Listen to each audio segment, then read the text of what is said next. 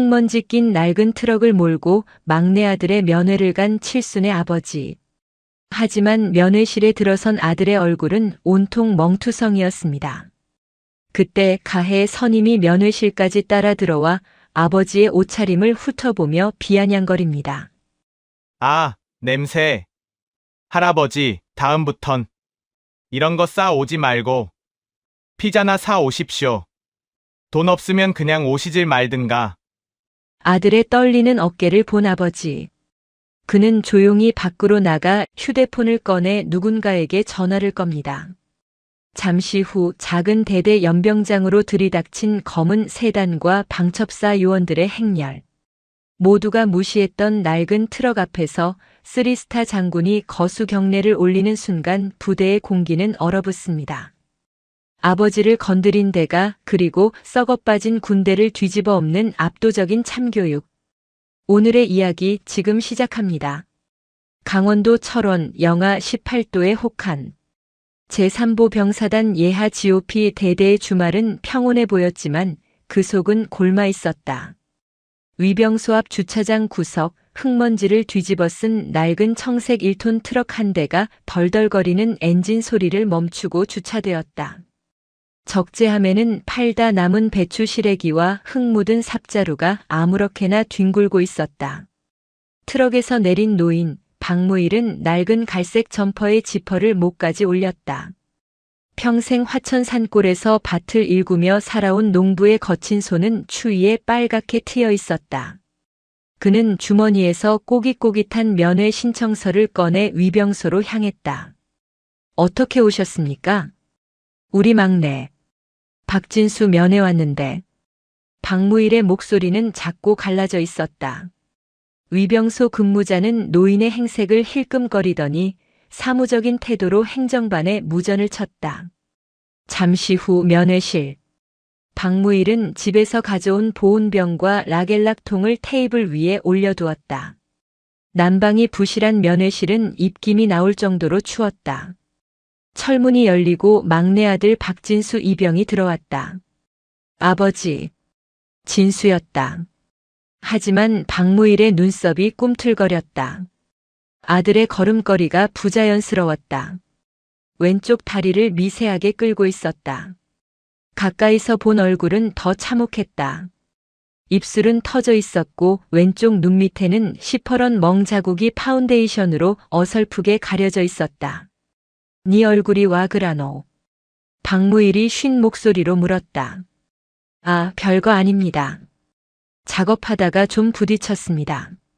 진수는 황급히 시선을 피하며 자리에 앉았다. 다리는?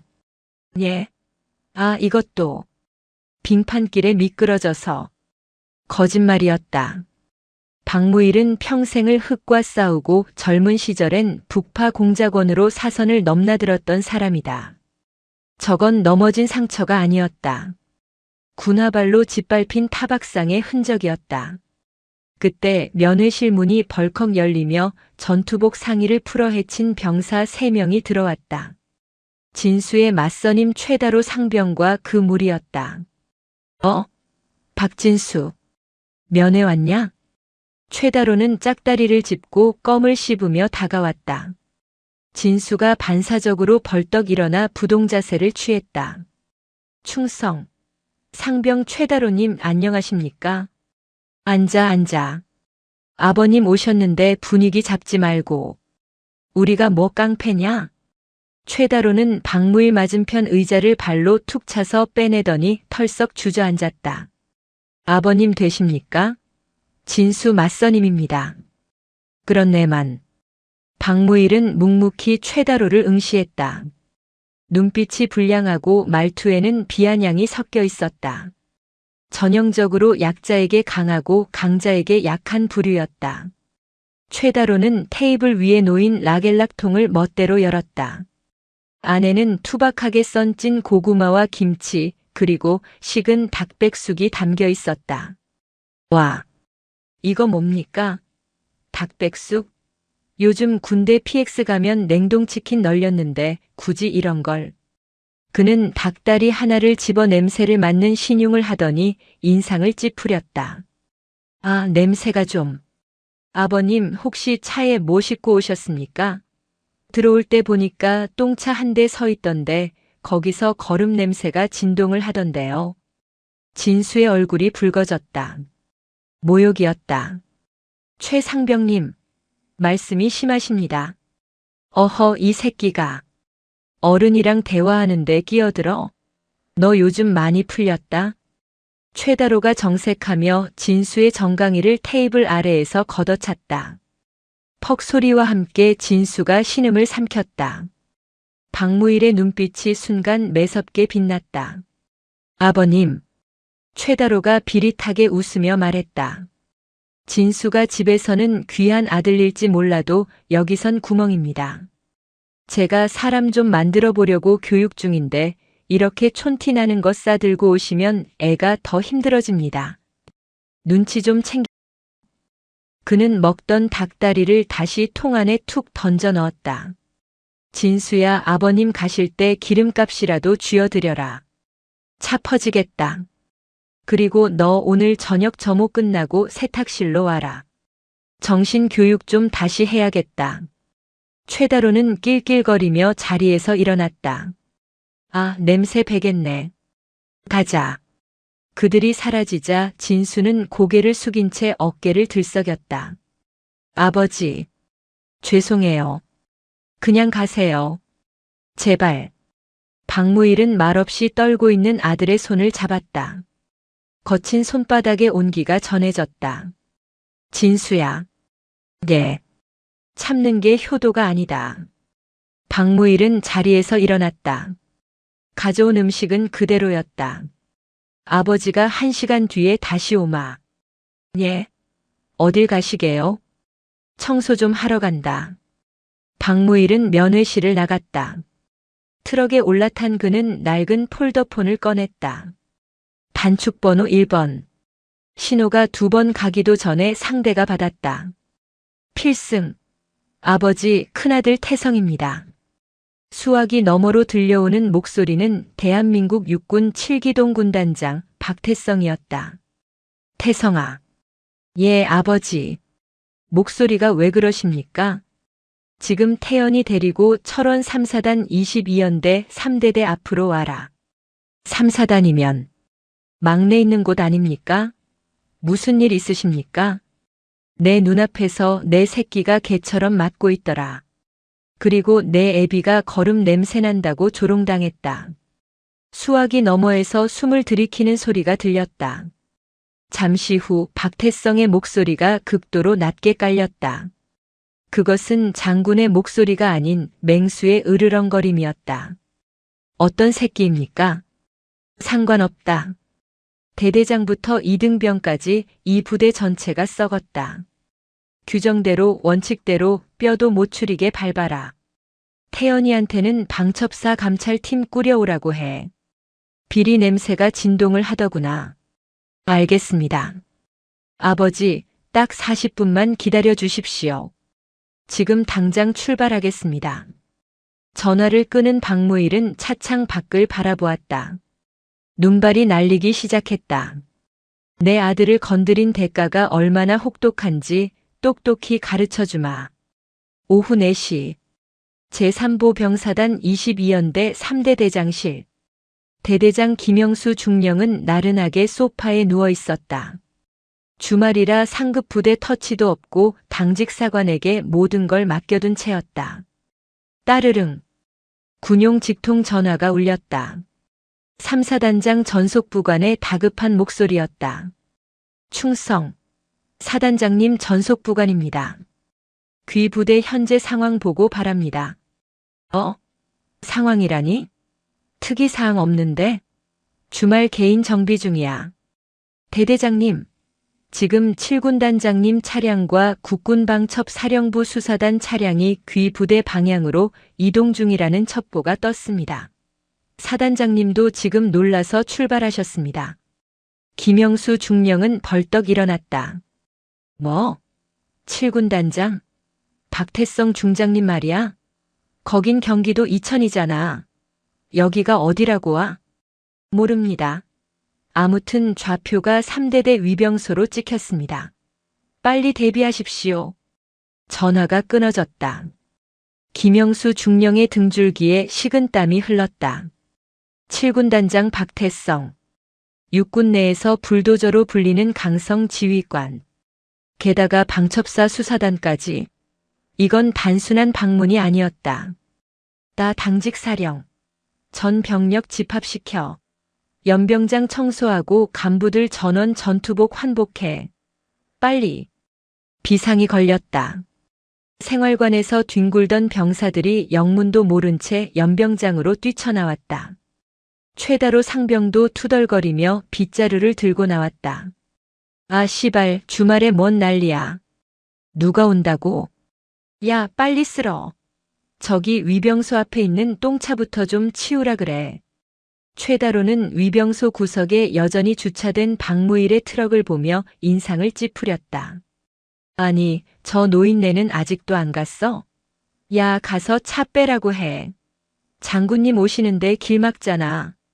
그때였다. 지평선 너머 도로에서 검은색 세단 행렬이 모습을 드러냈다. 경광등을 번쩍이는 헌병 사이카 2대가 길을 열었고 그 뒤로 칠흑 같은 에쿠스 리무진이 미끄러지듯 들어왔다. 범퍼에 달린 성판이 붉은 빛을 받아 번쩍였다. 별 3개. 중장. 그 뒤를 이어 또 다른 검은색 세단이 따르고 있었다. 이번엔 준장.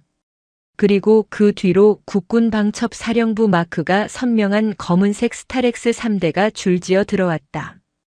위병소가 열리고 차량 행렬이 연병장 사열대 앞에 멈춰 섰다. 김영수 대대장과 간부들이 사색이 되어 도열했다. 충성. 대대장 중령 김영수. 군단장님의 방문을 환영. 리무진 뒷문이 열렸다. 188cm의 거구. 꽉 끼는 전투복. 박태성 중장이 내렸다. 그는 김영수 중령의 경례를 받지도 쳐다보지도 않았다. 그의 시선은 오직 위병소 구석의 낡은 트럭에 고정되어 있었다. 뒷차에서 내린 박태현 준장. 국군방첩 사령부 감찰처장인 그는 차가운 은퇴 안경을 고쳤으며 형의 뒤를 따랐다. 저, 군단장님? 김영수 중령이 당황하여 말을 더듬었다. 하지만 두 장군은 대대장을 스쳐 지나가 성큼성큼 트럭 쪽으로 걸어갔다. 연병장에 모인 400여 명의 병사들과 간부들이 숨을 죽이고 그 광경을 지켜보았다. 트럭 문이 열리고 박무일이 천천히 내렸다. 최다로는 자신의 눈을 의심했다. 아까 자신이 거름 냄새난다고 조롱했던 그 노인이었다. 박태성 중장이 노인 앞에서 멈춰 섰다. 그리고 절도 있는 동작으로 거수 경례를 올렸다. 필승. 신고합니다. 중장 박태성 아버지의 명을 받고 도착했습니다. 이어 박태현 준장도 칼같이 경례했다. 필승. 준장 박태현 방첩사 요원 대동하여 도착했습니다. 정적. 연병장의 공기가 진공 상태처럼 멈췄다. 김영수 대대장의 입이 떡 벌어졌다. 다리에 힘이 풀려 비틀거렸다. 아, 아버지? 저 촌노가 3스타 1스타의 아버지라고. 최다로의 손에서 빗자루가 스르르 미끄러져 바닥에 떨어졌다. 좆. 됐다. 아까 뱉었던 말들이 환청처럼 귓가를 때렸다. 기름값이라도 쥐어드려라. 똥차 교육 좀 시켜야겠다. 그의 심장이 미친 듯이 뛰기 시작했다. 이것은 꿈이어야 했다. 하지만 칼바람은 너무나도 현실적으로 살갗을 베고 있었다. 박무일은 아들들의 경례를 받고 고개를 끄덕였다. 그리고 천천히 고개를 돌려 연병장 구석에 얼어붙어 있는 최다로와 눈을 마주쳤다. 노인의 눈빛은 더 이상 힘없는 농부의 것이 아니었다. 먹잇감의 숨통을 끊기 직전의 맹수였다. 박무일이 손가락으로 김영수 대대장을 가리켰다. 대대장. 예. 예. 대대장 중령 김영수. 김영수가 튀어와 박무일 앞에 섰다. 식은땀으로 온몸이 젖어 있었다. 자네 부대는 면회 온 부모한테 협박도 하고 거지 취급도 하나 보지. 박태성 중장이 천천히 고개를 돌려 김영수를 내려다보았다. 김중령. 예. 군단장님. 방첩사 감찰팀. 예. 뒤에 서 있던 검은 양복의 요원들이 일제히 앞으로 나섰다. 이 부대 지금 이 시간부로 모든 기능 정지시킨다. 행정반, 지통실, 탄약고, 군수가 전부 봉쇄해. 서류 한 장, 볼펜 하나라도 밖으로 나가면 안 된다. 그리고 박태성이 최다로가 서 있는 쪽을 턱으로 가리켰다. 저기 서 있는 저 상병놈. 당장 끌고 와. 비명조차 지를 수 없는 공포가 연병장을 지배했다. 방첩사 요원 2명이 최다로에게 다가갔다. 최다로는 뒷걸음질 쳤지만 도망칠 곳은 없었다. 요원들은 능숙하게 최다로의 양팔을 꺾어 제압하고 사열대 앞으로 끌고 왔다. 나 주십시오. 제가 뭘 잘못했습니까? 최다로가 발버둥 쳤지만 요원들의 손아귀 힘은 무시무시했다. 그는 박태성 중장과 박무일 노인 앞에 무릎 꿇려졌다. 박태성 중장은 허리를 숙여 최다로와 눈높이를 맞췄다. 내가 최다로냐? 그렇습니다. 내 동생 진수한테 교육을 시키겠다고 했다며? 그리고 내 아버지한테 기름값이나 받으라고 했다고. 박태성의 목소리는 고요했지만 그 안에 담긴 분노는 활화산 같았다.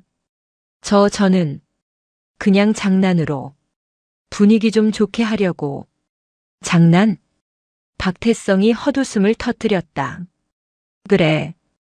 군단장이 직접 와서 내 장난 받아주니까 좋나? 어디 한번 계속해봐. 지져보라고. 그때 옆에 서 있던 박태현 준장이 서류 가방에서 태블릿 PC를 꺼냈다. 형님, 시간 낭비하실 필요 없습니다. 박태현은 안경을 치켜 올리며 김영수 대대장과 최다로를 번갈아 보았다. 오는 길에 방첩사 전산망으로 이 부대 관련 민원과 인트라넷 기록을 좀 훑어봤습니다. 아주 재밌더군요. 박태현이 화면을 띄워 대대장에게 보여주었다. 김영수 중령. 작년 11월 부대 난방유 2000리터가 서류상 누유로 처리됐더군요. 근데 같은 날 인근 비닐하우스 단지에 면세유가 대량으로 풀렸다는 지역 경찰 첩보가 있습니다. 우연일까요? 김영수 대대장의 얼굴이 흑빛으로 변했다. 그건 행정착오가. 착오? 행정착오로 500만 원이 자네 차명 계좌로 입금되나? 박태현의 시선이 이번엔 최다로에게 향했다. 그리고 최다로 상병. 너 불법 스포츠 토토 사이트 접속 기록이 부대 사이버 방어센터에 다 잡혀 있더군. 후임들 월급 카드 뺏어서 충전했지? 그 액수가 3천만 원이 넘어. 이건 군법 이전의 사회법으로도 구속감이야. 최다로는 숨이 턱 막혔다. 완벽하게 숨겼다고 생각했던 비밀들이 별들 앞에서는 발가벗겨진 듯 드러나고 있었다. 이 시간부로 이 부대에 대한 정밀 감찰을 실시한다. 박태현 준장이 선언했다. 단순한 소원 수리가 아니다. 요원들이 10일로 면담한다. 피해 사실 있는 병사들은 전부 말해라. 보보? 걱정 마라. 가해자들은 오늘부로 이 부대에서 영원히 격리될 테니까. 헌병대장. 박태성 중장이 소리쳤다. 예. 군단장님. 대대장 김영수, 상병 최다로. 그리고 저기 서 있는 본부중대장. 긴급 체포해. 혐의는 직권남용, 횡령, 특수폭행, 그리고 상관 모욕이다. 실시. 철커덕. 은색 수갑이 김영수 중령의 손목에 채워졌다. 대대장이 그것도 자신의 연병장에서 수갑을 차는 모습에 병사들은 경악했다. 최다로는 바지에 오줌을 지리며 울부짖었다. 잘못했습니다. 살려주십시오. 어머니, 아버지. 추태였다. 박무일은 그 모습을 차갑게 내려다보았다. 시끄럽다. 치워라. 노인의 한마디에 헌병들이 짐짝처럼 그들을 승합차에 쳐넣었다. 문이 닫히고 연병장에는 묘한 정적이 흘렀다. 공포였지만 동시에 억눌려왔던 체증이 내려가는 듯한 카타르시스였다. 병사들 틈에 서 있던 박진수는 눈물을 흘리고 있었다. 아버지가 그리고 형들이 자신을 위해 보여준 이 압도적인 힘과 정의에 가슴이 뜨거워졌다. 박태성이 마이크를 잡았다. 전 병력 생활관으로 복귀한다. 단 오늘 저녁은 편히 쉬어라. 내일부터 이 부대는 새로 태어난다. 이상. 병사들이 흩어지고 박무일과 두 아들 그리고 진수만이 사열대 앞에 남았다. 아버지. 진수가 절뚝거리며 다가왔다. 박태성이 성큼성큼 다가가 막내 동생을 와락 끌어안았다. 미안하다 진수야. 형이 너무 늦었다. 형.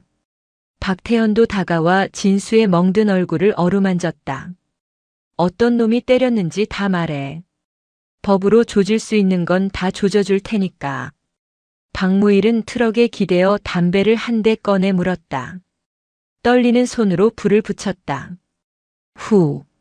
매캐한 연기가 허공으로 흩어졌다. 끝난 게 아니다.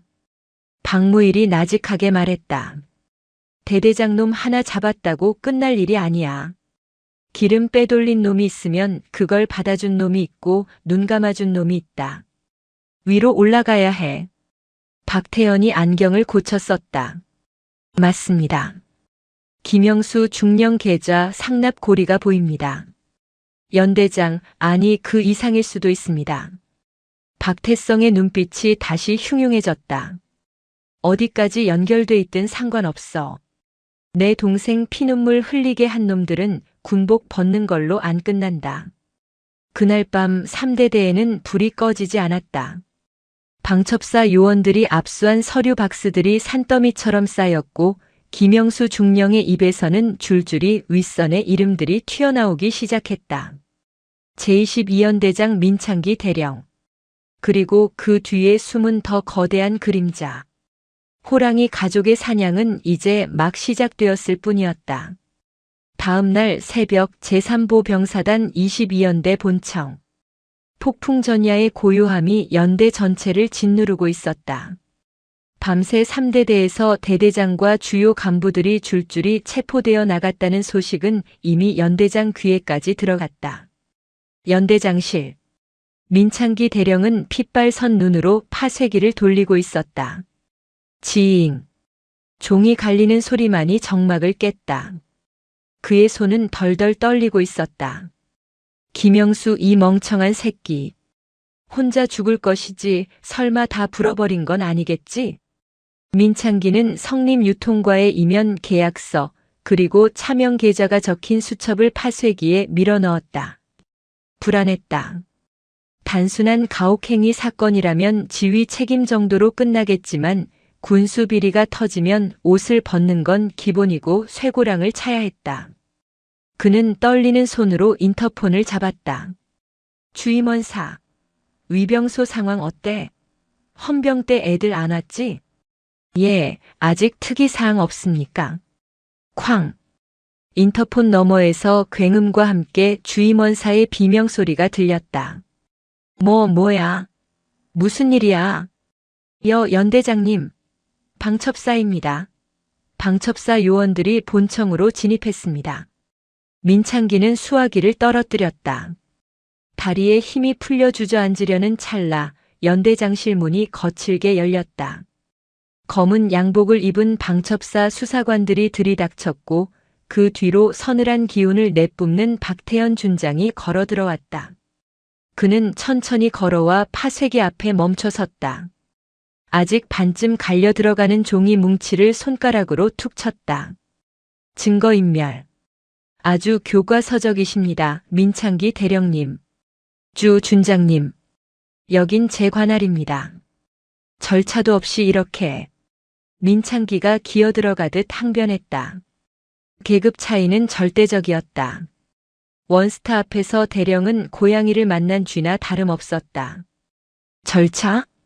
박태연 뒤에서 굵직한 저음이 들려왔다. 박태성 중장이 뒷짐을 진 채 들어왔다. 188cm의 거구가 문틀을 가득 채웠다. 삼성 장군의 압도적인 위압감에 민창기는 저도 모르게 벌떡 일어나 차렷 자세를 취했다. 충성. 7군단장님을 뵙. 앉아. 박태성이 짧게 끊었다. 민창기는 엉거주춤하게 다시 자리에 앉지도 서지도 못했다. 박태성은 민창기의 책상 위에 놓인 명패를 집어들었다. 연대장 대령 민창기. 자네가 이 연대의 왕인가 보지. 부하들이 먹을 고기 팔아먹고 얼어 죽지 말라고 준 기름 팔아서 배 채우는 왕. 오해십니다. 저는 모르는 일입니다. 김영수 중령이 독단적으로. 김영수가 자백했다. 박태연이 차갑게 말을 잘랐다.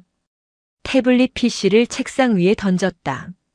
화면에는 김영수 중령의 자필 진술서가 띄워져 있었다. 매달 22연대장 민창기 대령에게 현금 300만 원과 양주 2병을 상납했습니다. 상납 장소는 연대장 관사 주차장이었으며 민창기의 얼굴에서 핏기가 싹 가셨다. 이건 모함입니다. 김영수 그놈이 살려고 저를 물고 늘어지는 겁니다. 모함이라. 박태연은 안경을 고쳤으며 민창기의 개인 관물대로 다가갔다. 열어. 거긴 제 사적인 물품들이. 부수기 전에 열어.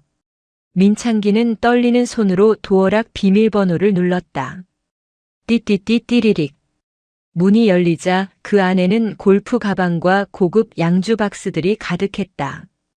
박태연은 익숙한 듯 양주 박스 하나를 꺼내 바닥에 뒤집었다. 술병은 없었다. 대신 5만 원권 현금 뭉치와 상품권 다발이 쏟아져 나왔다.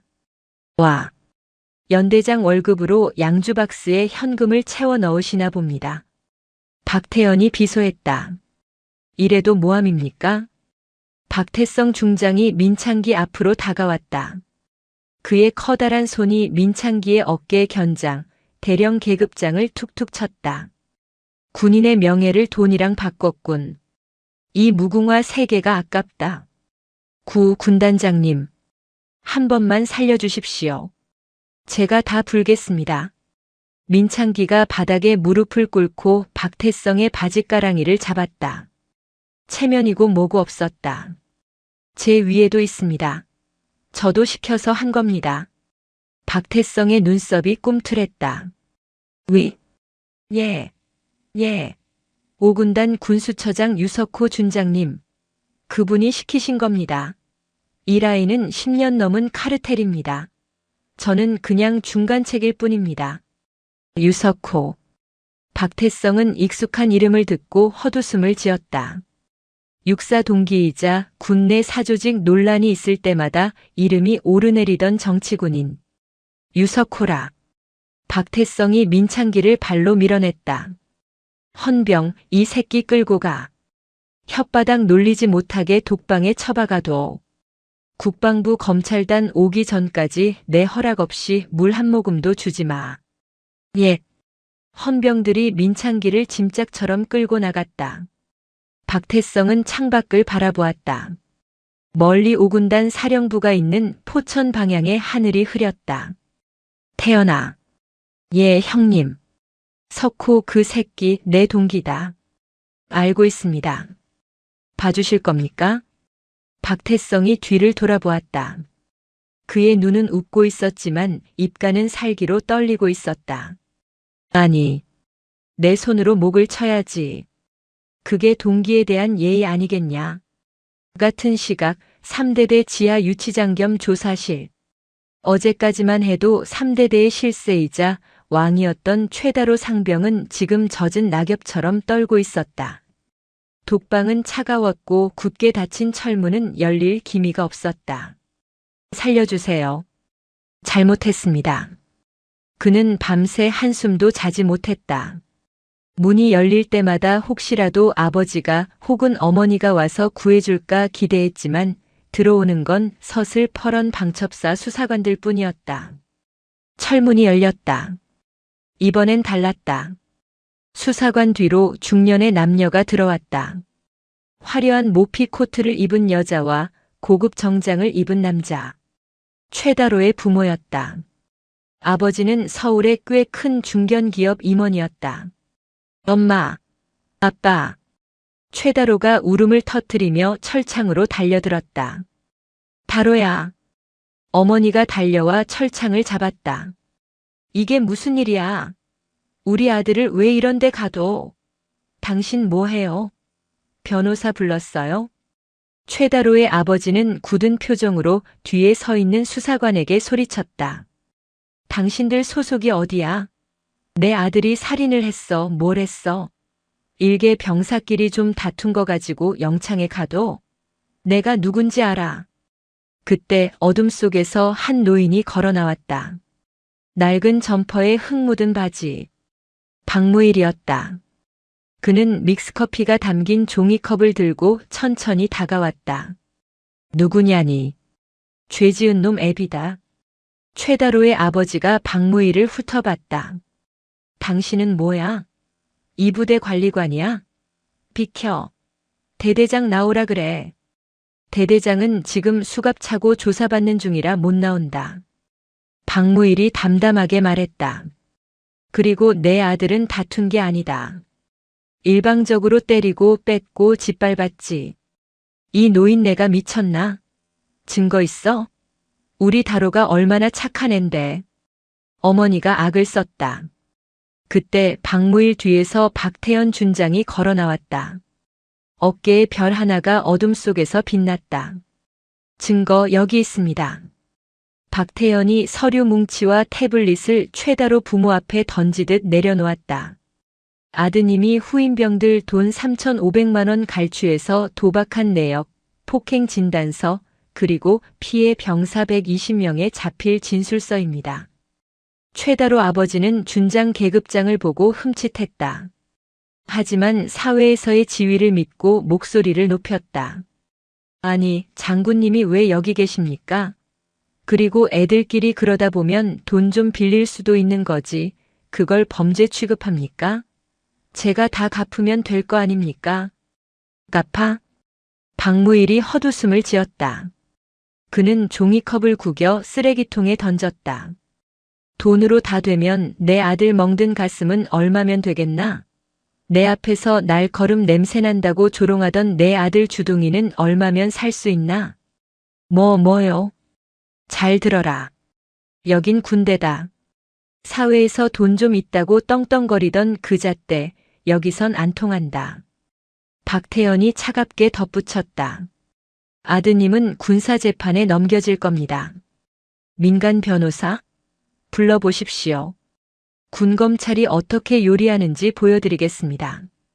그리고 아버님 회사 세무조사도 각오하시는 게 좋을 겁니다. 아드님 도박 자금 출처 아버님 차명 계좌에서 나온 것 같던데. 최다로 아버지의 얼굴이 사색이 되었다. 그는 그제야 사태 파악이 된 듯 다리가 풀려 주저앉았다. 철창 안에 최다로는 바닥에 머리를 박고 오열했다. 하지만 그것은 반성의 눈물이 아니었다. 자신의 뒷배가 무너졌다는 절망의 눈물이었다. 같은 시각 3대대 병영식당. 점심시간. 병사들은 식판을 들고 눈을 의심했다. 그동안 멀건 국물뿐이던 똥국 대신 돼지고기가 듬뿍 들어간 김치찌개가 나왔다. 말라비틀어진 조기 튀김 대신 윤기가 흐르는 제육볶음과 신선한 상추쌈이 배식대에 가득했다. 창고에 숨겨져 있던 간부들이 빼돌리려던 정량 식자재가 풀린 것이다. 와, 미쳤다. 이게 군대 밥이냐? 고기가 안 줄어들어. 계속 퍼줘. 병사들의 얼굴에 생기가 돌았다. 그들 틈에 박진수가 앉아 있었다. 그의 식판에는 취사병이 몰래 더 얹어준 계란 후라이가 2개나 있었다. 진수야, 많이 먹어라. 맞은편에 앉은 분대장이 자신의 우유를 진수에게 건넸다. 평소엔 진수를 투명 인간 취급하던 그였다. 아, 아닙니다. 김 병장님 드십시오. 아니야, 먹어. 너. 그동안 고생 많았다. 그리고 고맙다. 주변 병사들도 하나둘씩 말을 거들었다. 야, 진짜 진수 아니었으면 우리 전역할 때까지 쓰레기 밥 먹을 뻔했다. 최다로 그 새끼 영창 가는 거 봤냐? 내 10년 묵은 체증이 내려가더라. 진수야, 아버지 진짜 멋있으시더라. 나 소름 돋았잖아. 진수는 울컥했다. 단순히 장군의 아들이라서 대우받는 게 아니었다. 자신이 쏘아 올린 작은 공이 부대를 바꿨고 동료들이 그 변화에 진심으로 기뻐하고 있었다. 진수는 크게 밥 한 숟갈을 떠넣었다. 터진 입술이 쓰라렸지만 그 어느 때보다 밥맛이 달았다. 맛있습니다. 진짜 맛있습니다. 식당 구석 임시 대대장으로 파견된 방첩사 소속 중령이 흐뭇하게 그 모습을 지켜보고 있었다. 그래. 군인은 밥심이지. 먹인 만큼 싸우는 법이다. 경기도 포천 제5군단 사령부.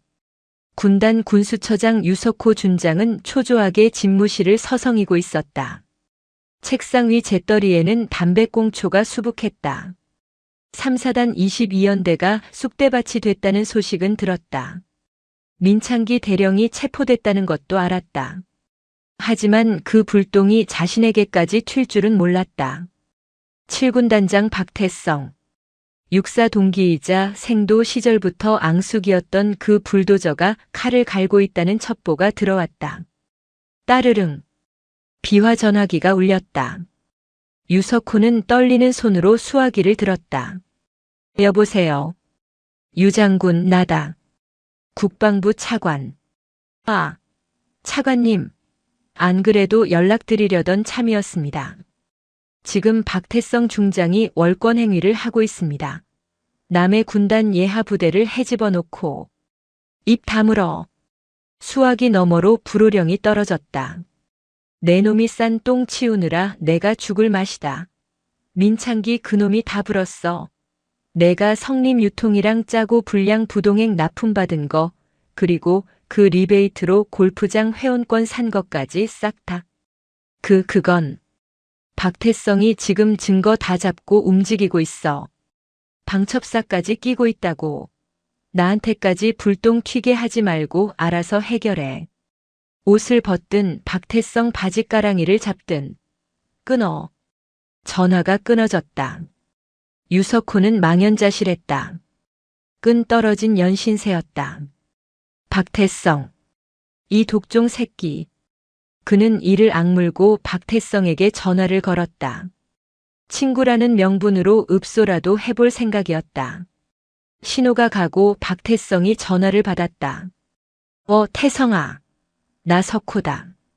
오랜만이다 친구야. 유석호는 최대한 밝은 목소리를 냈다. 수화기 너머는 침묵이었다. 들었어. 3사단 일 때문에 고생한다며? 그 밑에 애들이 일 처리를 잘못해서. 내 관할이라 내가 책임지고 처리할 테니까 우리 얼굴 보고 밥이나 한 끼 할까? 잠시 후 박태성의 목소리가 들려왔다. 지독하게 차가운 목소리였다. 석호야. 말해. 너랑 나랑 먹는 밥값이 다르더구나. 무슨 소리야? 내 병사들은 썩은 배추에 물 탄 국 먹을 때 너는 리베이트 받아서 호텔 뷔페 먹었지? 야, 오해라니까. 그건 밑에 애들이. 내 동생 진수가 내가 납품 승인한 그 불량 부동액 때문에 한겨울에 난방 꺼진 내무반에서 떨면서 잤다. 그게 오해냐? 유석호의 등줄기에 소름이 돋았다. 태성아. 우리 동기잖아. 한 번만 봐주라. 내가 다 보상할게. 옷 벗으라면 벗을게. 감옥만 안 가게 해줘. 옷은 당연히 벗는 거고. 박태성이 나직하게 말했다. 지금 5군단 정문이다. 나와라. 헌병대 보내서 끌고 나오기 전에 제 발로 걸어 나와. 유석호는 창밖을 내다봤다. 군단 사령부 정문 앞에 검은색 세단과 헌병 차량들이 도열해 있었다.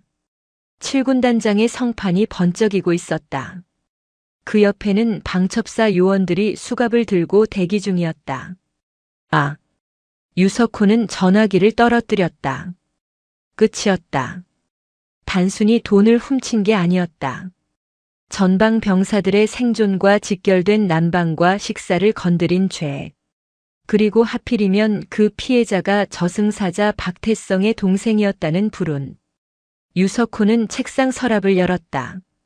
권총이 보였다. 잠시 망설였지만 그럴 용기는 없었다. 그는 비틀거리며 일어나 전투모를 썼다.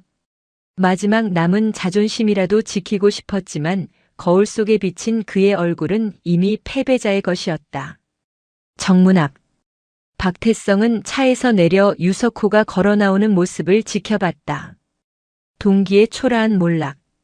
하지만 동정심은 없었다. 체포해.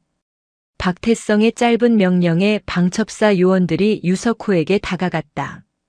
준장 유석호. 특정범죄 가중처벌법 위반 군형법상 횡령 및 배임 혐의로 긴급 체포합니다. 수갑이 채워졌다. 유석호는 박태성을 쳐다보지도 못하고 고개를 숙였다. 태성아. 미안하다. 미안해할 대상이 틀렸다. 박태성은 차갑게 돌아섰다. 전방에서 떨고 있는 병사들한테 빌어라. 평생. 유석호가 연행되고 박태성은 하늘을 올려다봤다. 눈발이 굵어지고 있었다. 태연아. 예, 형님. 이제 머리는 잘났다. 하지만 몸통이 남았어. 몸통이라뇨? 유석호가 챙긴 그 많은 돈 혼자 다 먹었을 리가 없어. 국방부 조달본부 그리고 정치권 로비장부. 그거 찾아야 한다. 그때 박태성의 폰이 울렸다. 아버지 박무일이었다. 예, 아버지.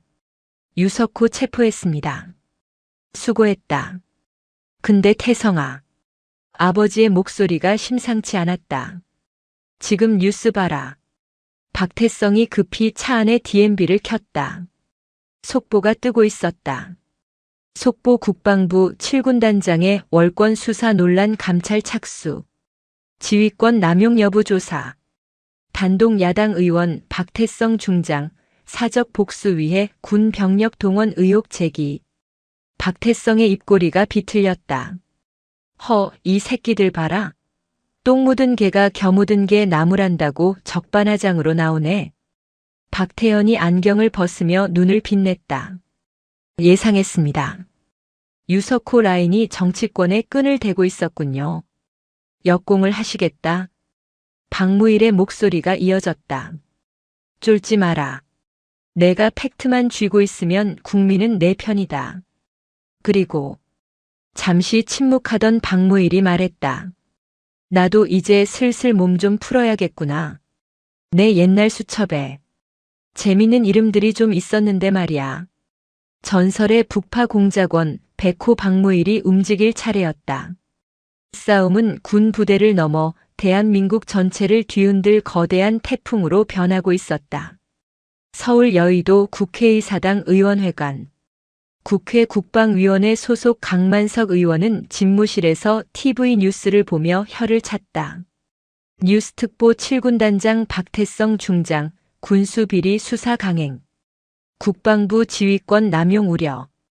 쯧쯧, 박태성 이 무식한 양반. 군인이 총칼만 쓸 줄 알았지 정치를 모르네. 강만석은 인터폰을 눌렀다. 보좌관 국방부 장관한테 전화 넣어. 군 기강 문란으로 박태성 직무 정지시키라고 압박하라고. 그리고 언론사에 소스 덧뿌려. 사적 복수를 위해 예하 부대를 사병화했다는 프레임으로 밀어붙여. 강만석 의원. 그가 바로 유석호 준장의 뒷배이자 군납 비리 카르텔의 정점이었다. 성림 유통으로부터 매달 거액의 후원금을 챙겨온 그에게 박태성의 칼날은 자신의 밥줄을 끊으려는 시도였다. 다음 날 여론이 술렁였다. 인터넷 커뮤니티와 뉴스 댓글창에는 장군이 자기 가족 건드렸다고 부대를 쑥대밭으로 만드는 게 말이 되냐, 이것도 갑질이다라는 여론 조작 댓글들이 도배되기 시작했다.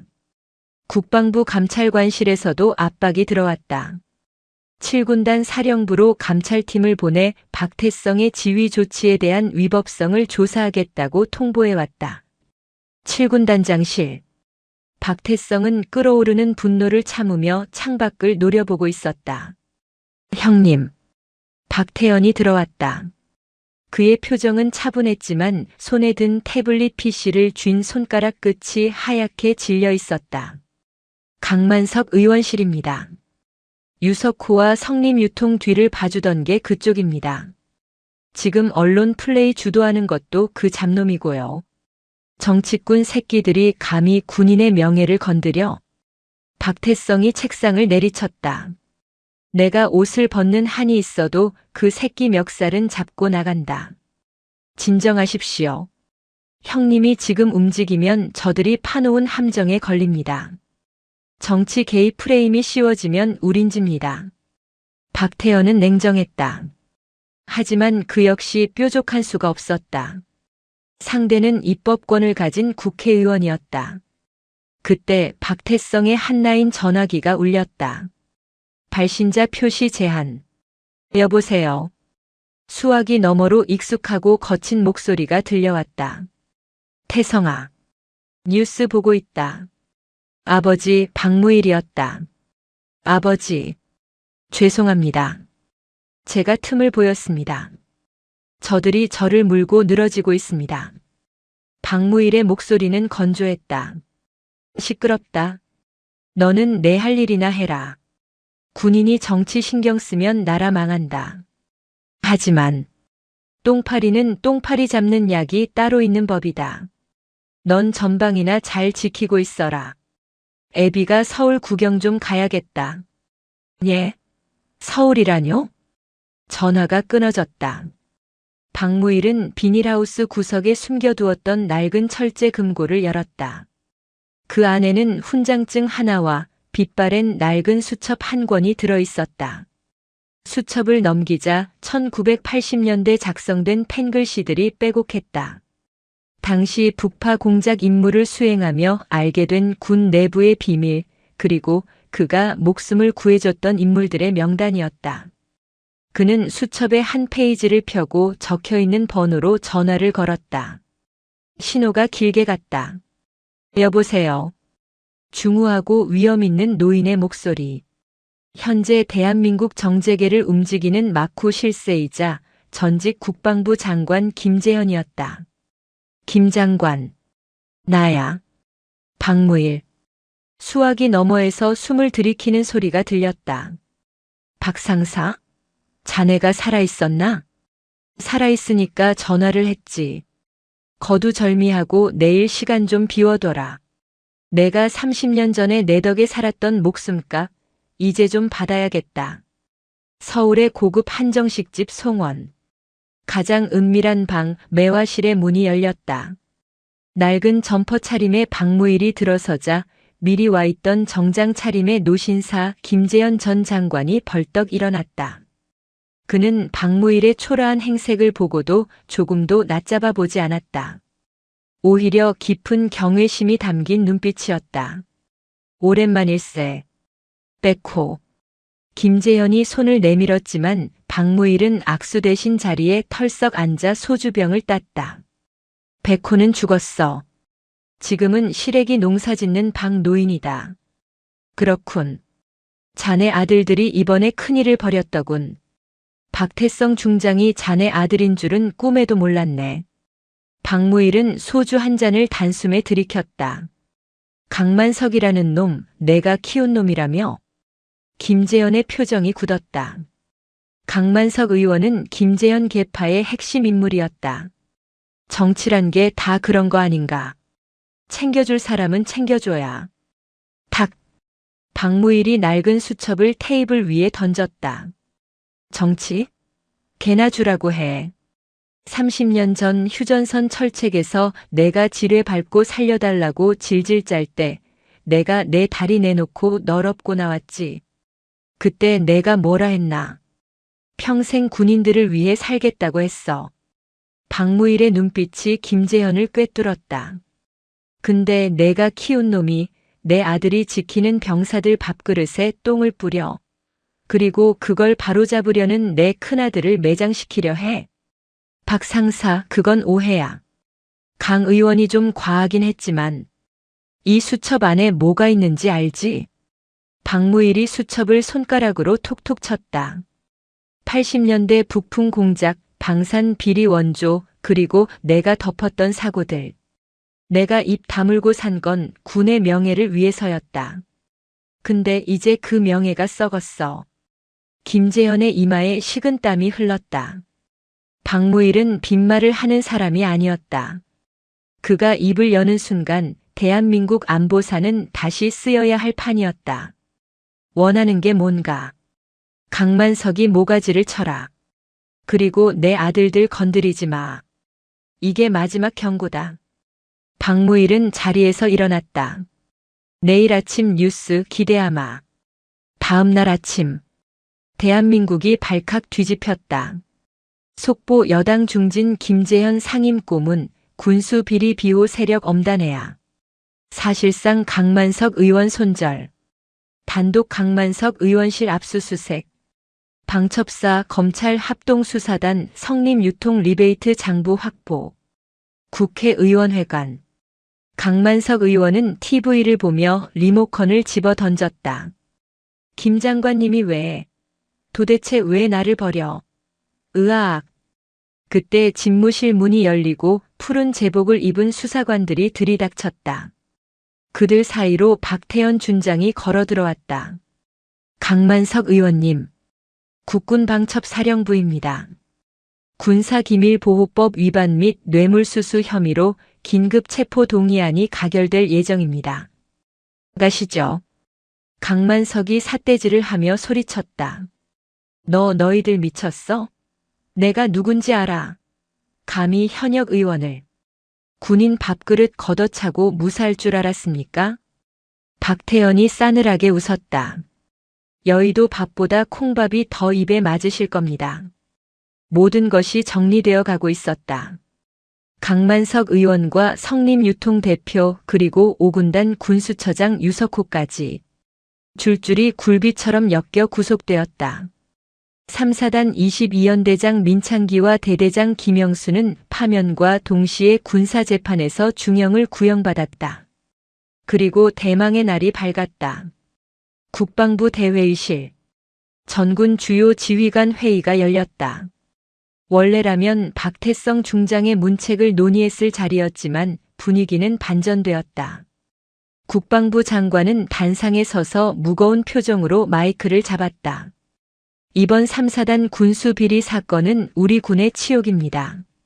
하지만 동시에 자정 능력을 보여준 계기이기도 했습니다. 불의와 타협하지 않고 원칙대로 수사한 7군단장 박태성 중장과 방첩사 박태현 준장의 노고를 치하합니다. 회의실에 모인 수십 명의 별들이 박수갈채를 보냈다. 하지만 박태성과 박태현은 웃지 않았다. 그들은 그저 묵묵히 경례를 붙였다. 그 박수가 자신들을 향한 것이 아니라 고통받았던 병사들을 향한 위로여야 한다고 생각했기 때문이었다. 회의가 끝나고 국방부 로비. 수많은 기자가 박태성 중장을 에워쌌다. 장군님, 이번 수사가 사적 복수라는 비판에 대해 어떻게 생각하십니까? 가족을 위해 공권력을 동원한 것 아닙니까? 박태성은 걸음을 멈췄다. 190cm의 거구에서 뿜어져 나오는 위압감에 기자들이 한 걸음 물러섰다. 그는 마이크를 잡지 않고 육성으로 또렷하게 말했다. 내 동생이 맞았기 때문에 분노한 것이 맞습니다. 기자들이 웅성거렸다. 인정한 것인가? 하지만 박태성의 눈빛이 카메라 렌즈를 정면으로 응시했다. 대한민국의 모든 청년은 누군가의 귀한 아들이자 동생입니다. 내 동생이 겪은 일은 여러분의 아들이 겪을 수도 있는 일이었습니다. 저는 7군단장이기 이전에 군복 입은 한 사람으로서 그 부당함과 싸웠을 뿐입니다. 만약 그것이 죄라면 달게 벌을 받겠습니다. 잠시 정적이 흘렀다. 그러다 한 기자가 조용히 물었다. 아버님께서 전설적인 군인이셨다는 소문이 있습니다. 사실입니까? 박태성의 얼굴에 처음으로 옅은 미소가 번졌다. 제 아버지는 그는 잠시 하늘을 올려다보았다. 철원에서 시래기 농사를 짓는 자랑스러운 농부이십니다. 그게 전부입니다. 박태성은 경례를 붙이고 차에 올랐다. 그 시각 철원의 비닐하우스에서 라디오로 그 방송을 듣고 있던 박무일은 픽 웃으며 라디오를 껐다. 싱거운 놈. 그는 묵묵히 삽을 들고 밭으로 나갔다. 그의 등 뒤로 겨울바람이 불어갔지만 더 이상 춥지 않았다. 겨울이 지나고 철원에도 봄이 왔다. 얼어붙었던 땅이 녹고 철책선 주변에는 이름 모를 들꽃들이 피어났다. 제3보 병사단 22연대 3대대. 부대는 완전히 달라져 있었다.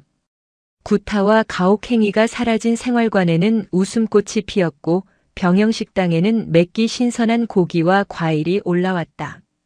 난방이 빵빵하게 돌아가는 내무반에서 병사들은 꿀잠을 잤다. 박진수는 이제 일병 계급장을 달고 있었다. 박 일병님, 작업 나가십니까? 신병이 씩씩하게 격려했다. 진수의 얼굴에서 멍자국은 완전히 사라졌고 살도 제법 올라 건강해 보였다. 그래. 야, 너 장갑 얇다. 내 거 껴라. 진수는 자신의 털장갑을 벗어 신병에게 주었다. 아닙니다. 괜찮습니다. 받아 임마. 손 트면 아프다. 그리고 선임 눈치 보지 말고 힘들면 말해. 알았지? 예. 알겠습니다. 감사합니다. 진수는 하늘을 올려다봤다. 자신이 겪었던 지옥을 후임들에게 물려주지 않겠다는 다짐. 그것이 아버지와 형들이 자신에게 준 선물을 갚는 길이라 믿었다. 주말. 박무일의 비닐하우스 앞 평상. 지글지글 삼겹살 굽는 냄새가 진동했다. 낡은 트럭 옆에 검은색 에쿠스 리무진과 세단이 나란히 주차되어 있었다. 아따, 고기 죽이네. 태성아, 뒤집어라. 탄다. 박무일이 상추를 털며 말했다. 예, 아버지. 대한민국 육군 7기동 군단장 박태성 중장이 앞치마를 두르고 열심히 고기를 굽고 있었다. 형님, 가위 좀 주십시오. 제가 자르겠습니다.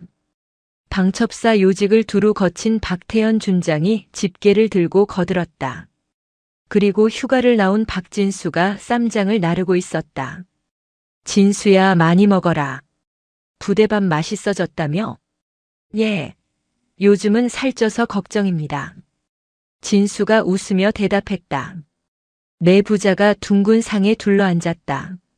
소주잔이 채워졌다. 자, 받거라. 박무일이 잔을 들었다. 고생들 했다. 다들 제자리에서 제목 사느라 욕봤다. 박태성이 잔을 받으며 물었다. 아버지, 그때 서울 다녀오셨죠? 김재현 전 장관님 만나셨습니까? 박무일은 모른 척 쌈을 입에 넣었다. 무슨 소리냐? 난 서울 가서 비료나 사왔다. 에이, 강만석 의원이 그렇게 쉽게 무너진 게 말이 됩니까?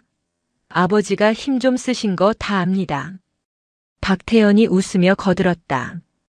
박무일은 씹던 고기를 삼키고 툭 내뱉었다. 힘은 무슨. 그냥 늙은이가 잔소리 좀 한 거지.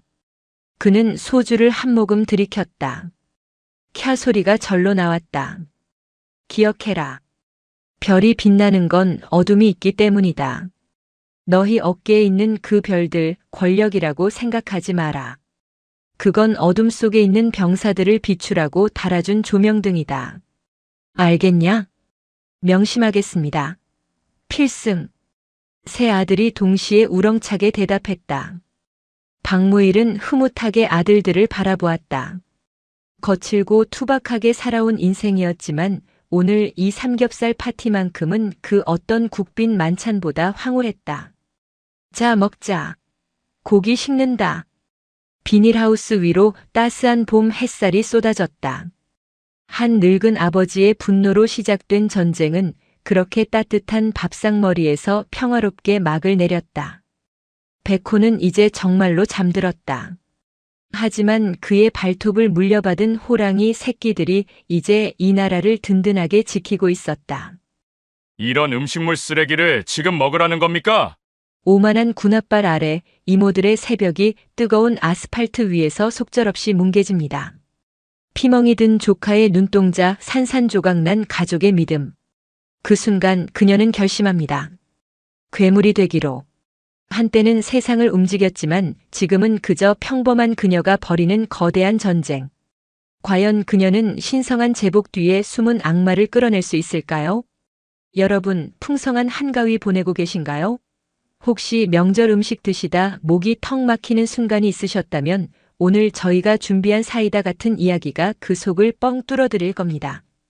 여러분의 구독과 좋아요가 썩은 세상을 바꾸는 작은 불씨가 됩니다. 오늘의 이야기 지금 바로 시작합니다. 8월 15일 광복절의 태양은 유난히 뜨거웠다. 경기도 김포시 통진읍 민간인 통제선과 멀지 않은 해병대 제2사단 정문 앞 아스팔트는 아침부터 내리쬐는 햇볕에 이글거렸다. 주차장에는 번쩍이는 검은색 세단과 최신형 SUV들이 줄지어 서 있었다. 갓 세차한 듯한 차체 위로 아지랑이가 피어올랐다. 그 값비싼 차들 사이에 세월의 흔적을 고스란히 이고 있는 낡은 청색 봉고차 한 대가 어색하게 자리 잡고 있었다. 군데군데 칠이 벗겨지고 녹이 쓴 차체는 마치 이 자리가 제 자리가 아니라는 듯 주눅든 모습이었다. 차 안에는 3명의 여인이 앉아 있었다. 운전대를 잡은 이는 첫째 이정자 씨, 올해 55이었다. 시장에서 작은 반찬 가게를 운영하는 그녀의 손마디는 굵고 투박했다. 조수석에는 둘째 이명자 씨가 앉아 있었다. 53세 그녀는 동네 복지관에서 요양보호사로 일하며 얻은 무릎 관절염 때문에 연신 다리를 주무르고 있었다. 그리고 뒷좌석 창밖을 물끄러미 바라보는 이는 막내 이서영 씨였다. 48 한때는 푸른 기와집 대한민국 청와대에서 대통령의 연설문을 다듬던 5급 행정관이었지만 20년 전 모든 것을 내려놓고 지금은 경기도 외곽에서 작은 슈퍼마켓을 운영하며 조용히 살아가고 있었다. 그들은 세 자매였다. 그리고 오늘은 막내 여동생이 남기고 간 하나뿐인 조카 김현우 일병의 면회를 위해 이곳 김포까지 먼 길을 달려왔다. 현우는 부모님을 일찍 여의고 새 이모의 손에 자랐다. 얌전하고 내성적인 성격이었지만 20살이 되던 해 진짜 남자가 되어오겠다며 스스로 해병대 입대를 결정했다. 훈련소 수료식 날 빳빳하게 달인 정복에 김현우 석차가 선명한 붉은 명찰을 달고 필승. 을 외치던 조카의 모습에 새 이모는 눈물을 쏟았었다. 우리 현우 이모들 온 거 알면 깜짝 놀라겠지?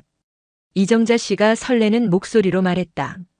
추석 연휴를 앞둔 주말이었지만 현우는 부대 사정으로 휴가를 나오지 못했다. 대신 이모들이 현우와 그 동기들을 위해 두 팔을 걷어붙였다. 트럭 짐칸에는 이모들의 정성이 가득했다. 이정자 씨는 20명 남짓한 생활반 동기들이 모두 배불리 먹을 수 있도록 밤새 대형 찜통 3개의 갈비찜을 끓였다. 이명자 씨는 아픈 무릎을 부여잡고 앉아 200장이 넘는 동그랑땡과 호박전을 부쳤다. 이서영 씨는 현우가 가장 좋아하는 깨와 꿀을 듬뿍 넣어 송편을 빚었다.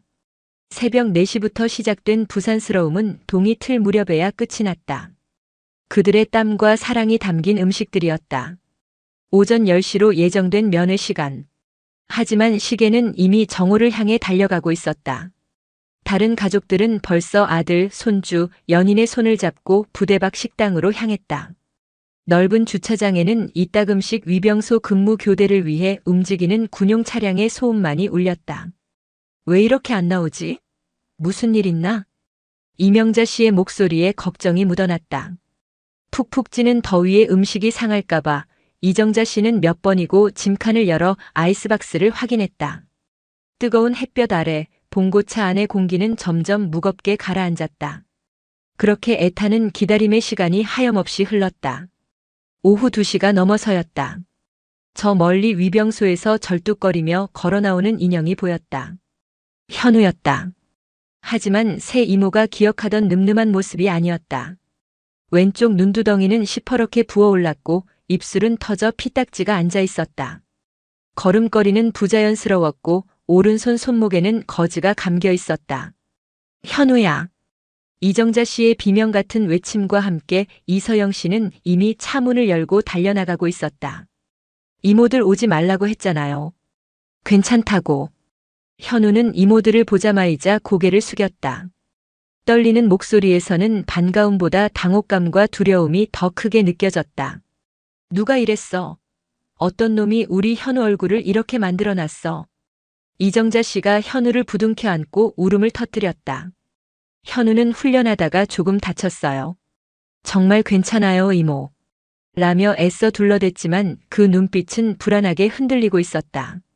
이서영 씨는 말없이 현우의 멍든 얼굴과 상처난 손목을 번갈아 보았다. 훈련 중 생긴 상처가 아니라는 것을 한눈에 알 수 있었다. 저것은 명백한 폭행의 흔적이었다.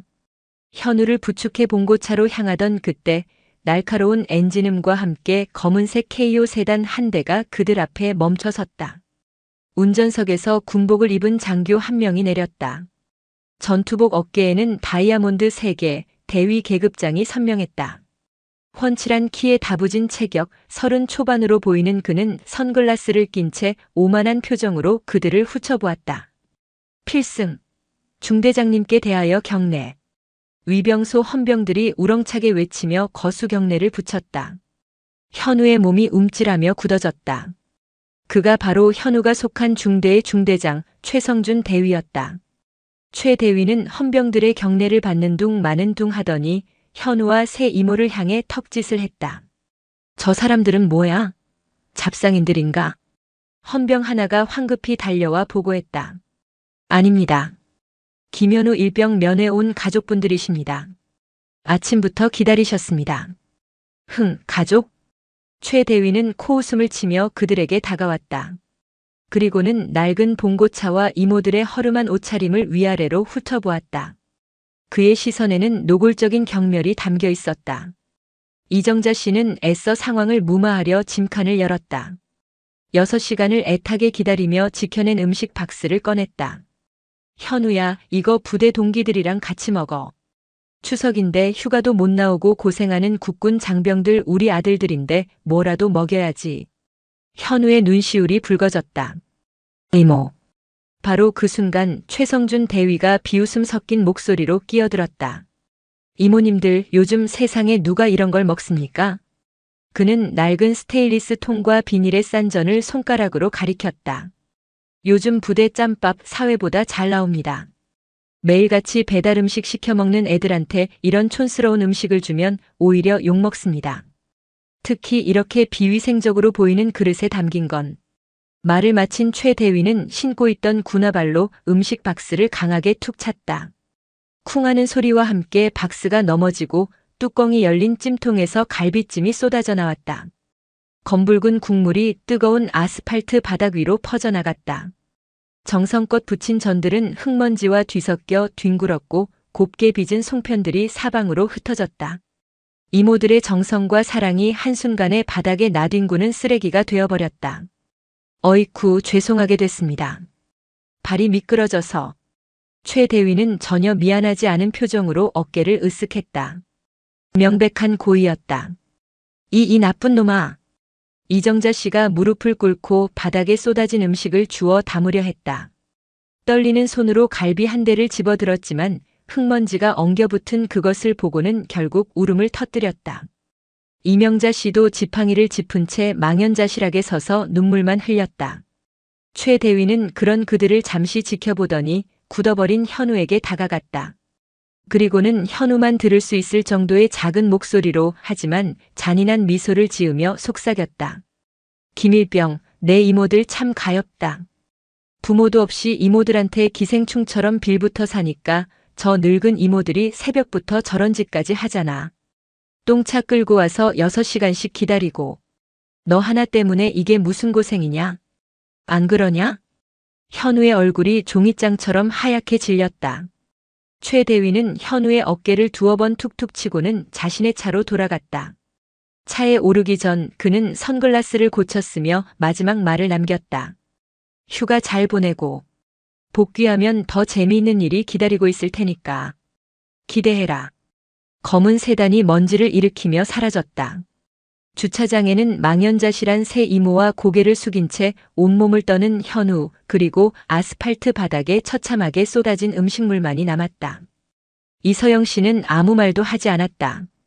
그저 꽉 쥔 주먹이 파르르 떨리고 있었다. 그녀의 눈 속에서 20년 동안 깊이 잠들어 있던 차가운 분노의 불꽃이 다시 타오르기 시작했다. 집으로 돌아오는 봉고차 안은 숨막히는 침묵만이 흘렀다.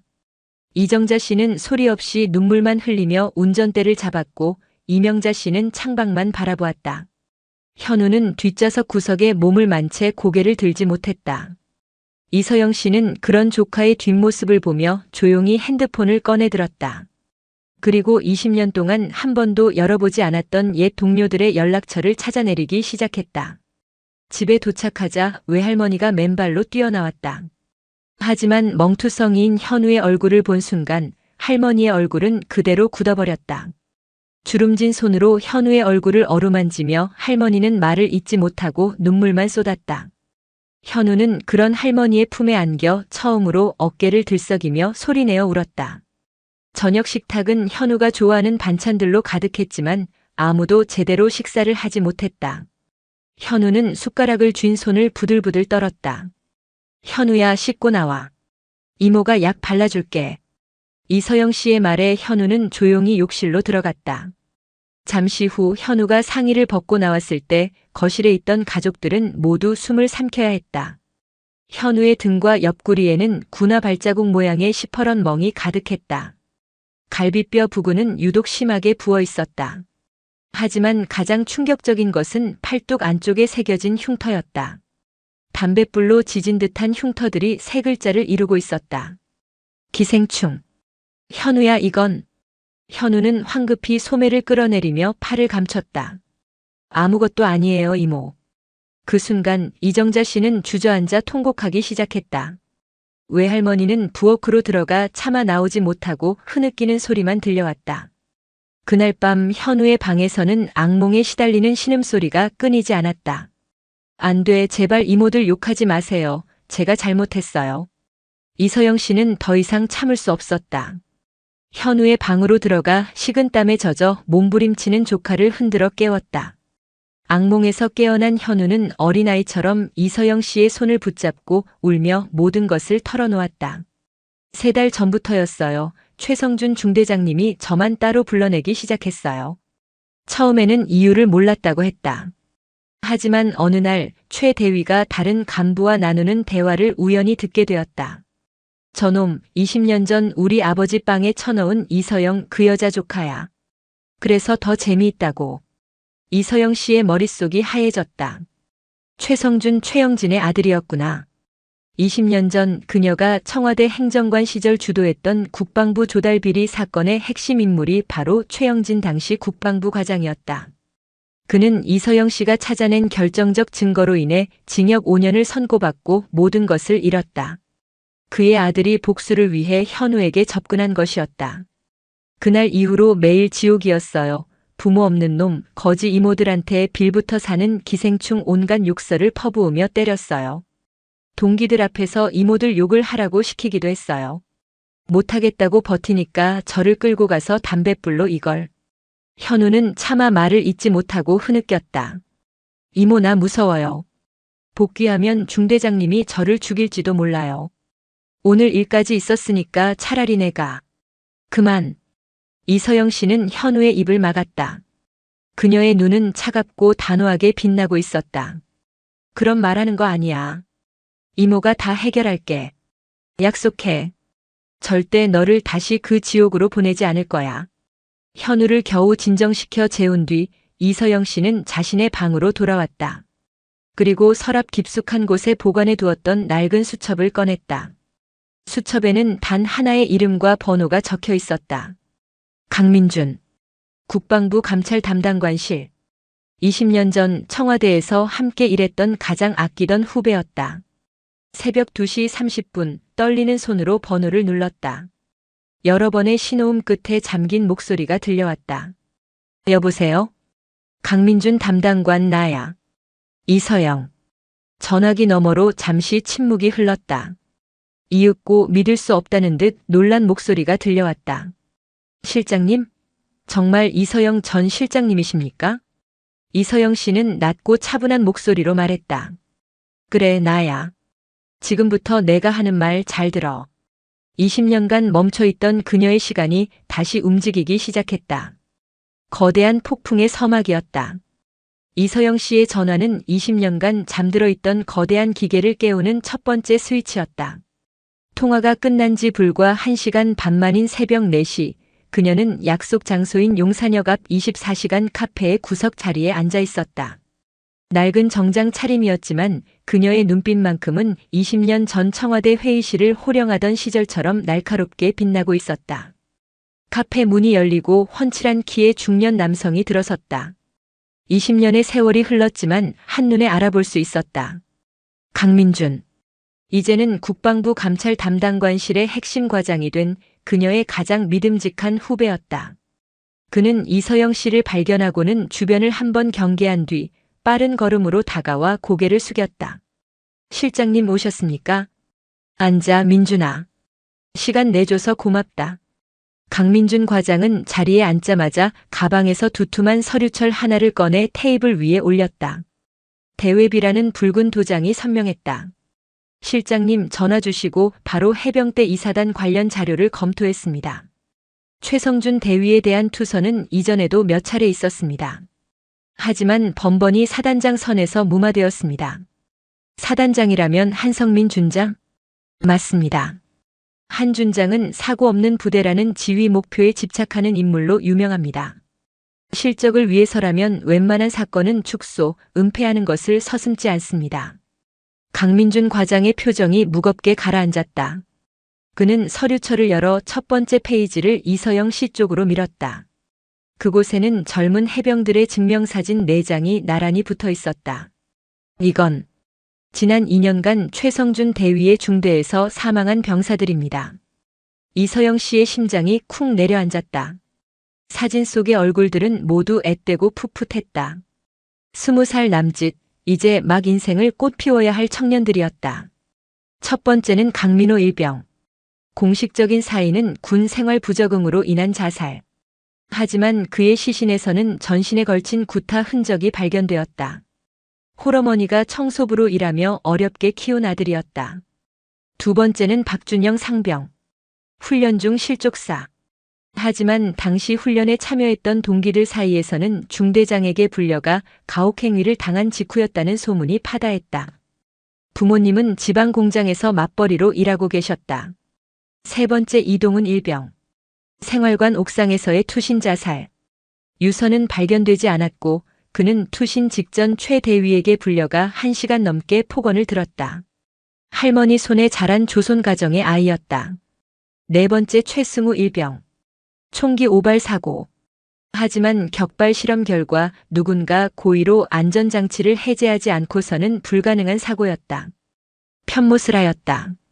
모두 부모가 없거나 가정이 어려운 아이들이군. 그렇습니다, 실장님. 최 대위는 의도적으로 문제가 생겨도 크게 항의할 힘이 없는 아이들만 골라서 표적으로 삼았습니다. 이건 단순한 가혹행위가 아닙니다. 계급과 직위를 이용한 조직적이고 계획적인 살인입니다. 강민준 과장은 다음 장을 넘겼다. 그곳에는 군수품 불출 기록과 납품업체 리스트가 빼곡히 정리되어 있었다. 더 심각한 것은 최성준 대위와 한성민 준장이 결탁하여 군수품을 빼돌리고 있다는 정황입니다. 병사들에게 지급되어야 할 피복, 전투화, 심지어 부식비까지 월 평균 수천만 원을 횡령하고 있습니다. 병사들을 폭력으로 억압해야만 자신들의 비리가 새어나가지 않을 테니 가혹행위는 더욱 심해질 수밖에 없었던 겁니다. 이서영 씨의 손이 분노로 떨렸다. 이것은 복수를 넘어선 인간의 탈을 쓴 악마의 소행이었다. 민준아, 시간이 없어. 내 조카 휴가는 내일 모레까지야.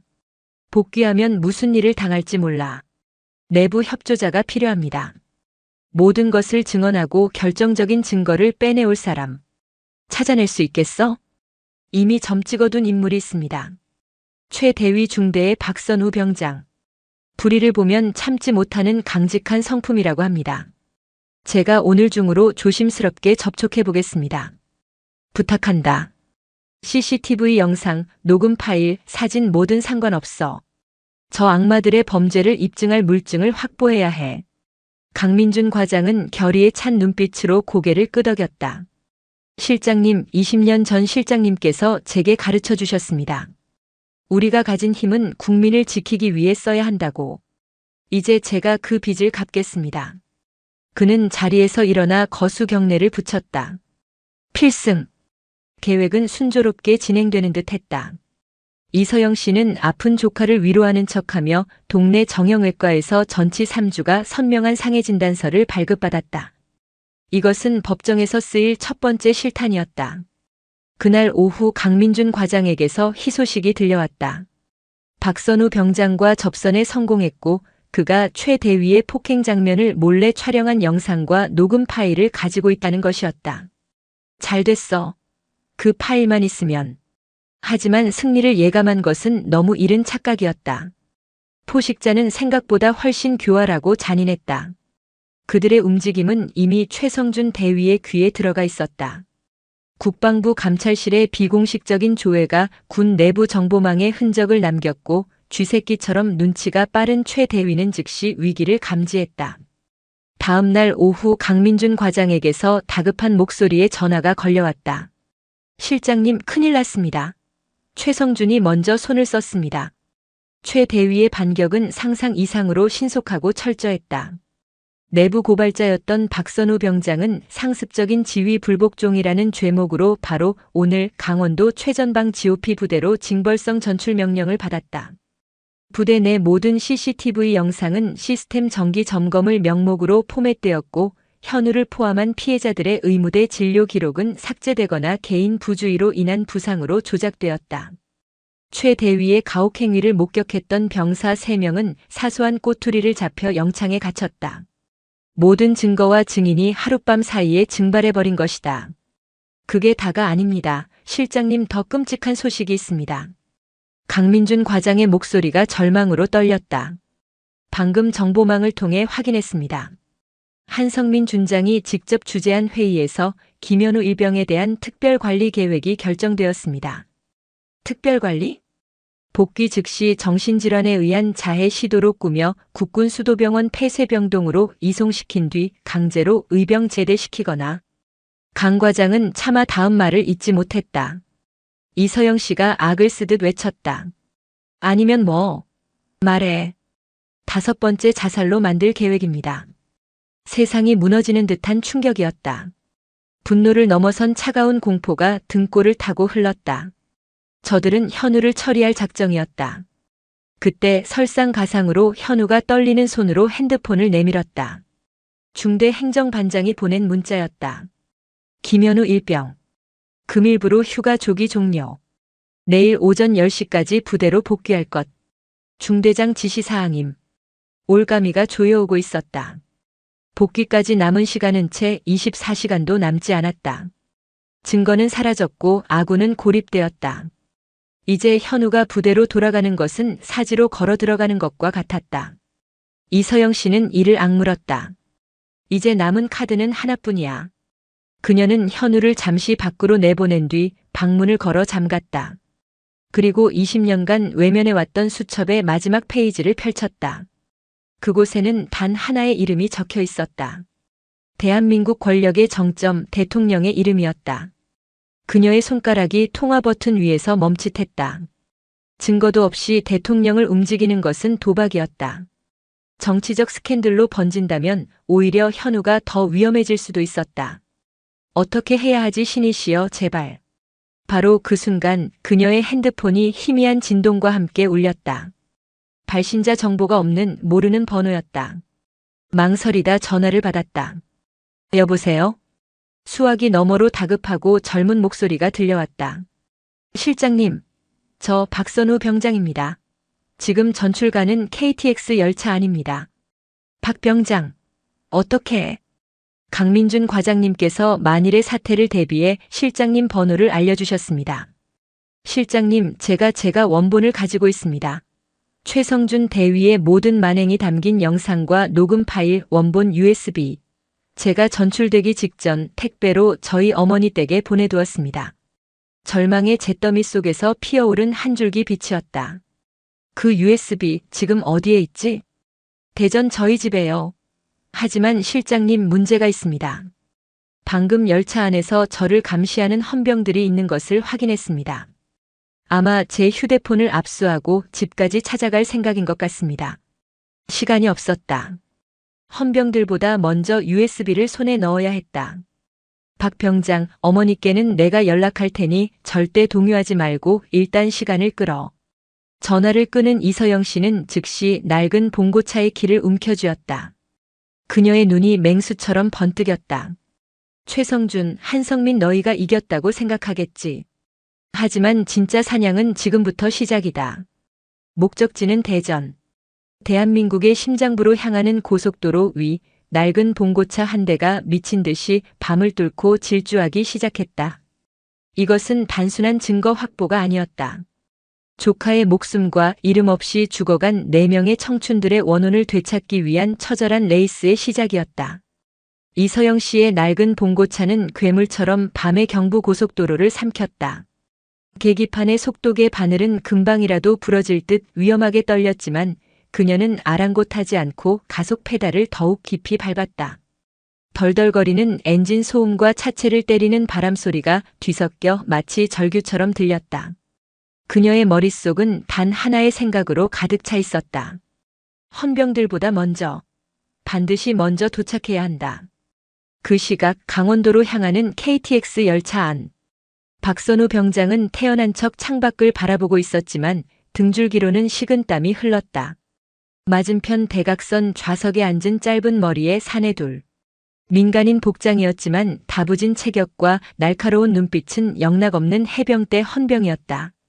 그들은 노골적으로 박 병장을 감시하고 있었다.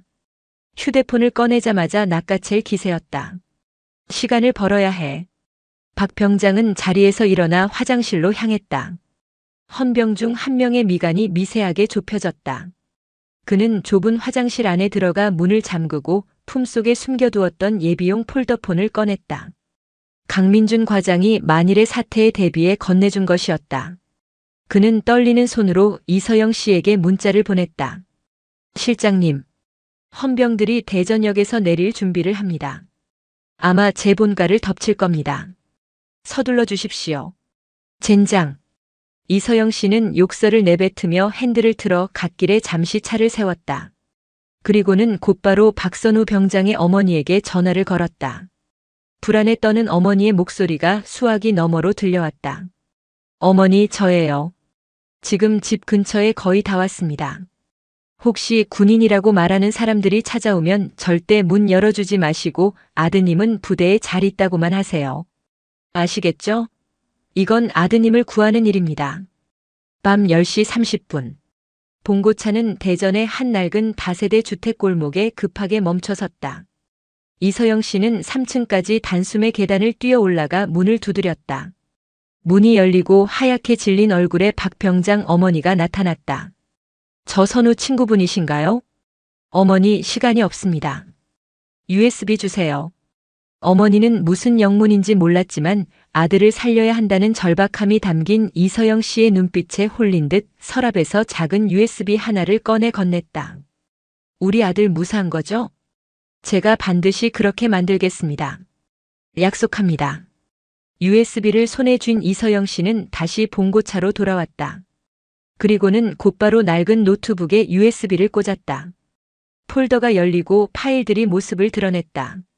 그녀는 마른 침을 삼키며 첫 번째 동영상 파일을 클릭했다. 화면이 흔들리며 어두운 생활관 내부가 나타났다. 최성준 대위가 현우의 멱살을 잡고 벽으로 밀어붙이는 장면이 고스란히 담겨 있었다. 부모 없는 새끼가 어디서 이모들 자랑이야 하는 고함과 함께 무자비한 폭행이 이어졌다. 현우의 비명, 최 대위의 욕설, 살이 부딪히는 둔탁한 소리. 이서영 씨는 입술을 깨물었다. 다음 파일은 녹음이었다. 최 대위와 한성민 준장이 현우를 처리할 계획을 나누는 소름 끼치는 대화가 생생하게 흘러나왔다. 지난번 최승우 일병처럼 깔끔하게.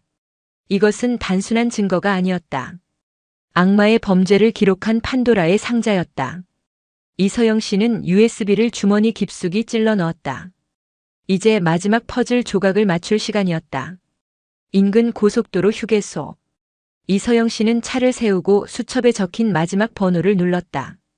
20년간 단 한 번도 누르지 않았던 번호. 신호음이 2번 울리고 익숙하면서도 낯선 중년의 목소리가 들려왔다. 김영수입니다. 대한민국 대통령 비서실장.